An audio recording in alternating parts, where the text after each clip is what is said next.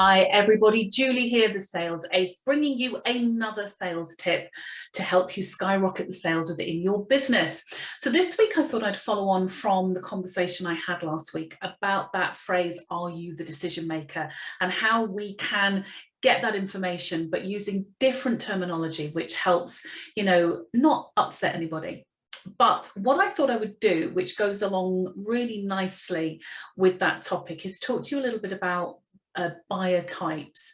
So as much as finding out they're the decision maker within the business, it's always really useful if you're working within an organization where there's a number of different people that play a part in that buying process, just to try and understand who they are and what your contact is. So let me just quickly run through these.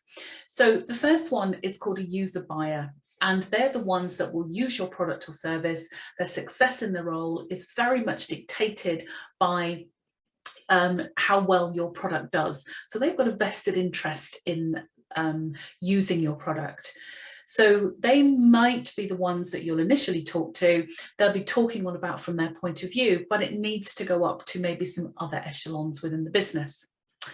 One of those could be a technical buyer. So a technical buyer is looking at the the details of what your product or service might be. Does it meet a spec, if that is something that's keen to the business? A technical buyer will look at that element, and if it fits the brief, then they will or will not sign it off, depending on how that goes. So those are technical buyers. Your financial buyer, well, that kind of does a little bit what it says on the tin. They hold the purse strings. They're going to be looking for returns of investment of actually buying your product.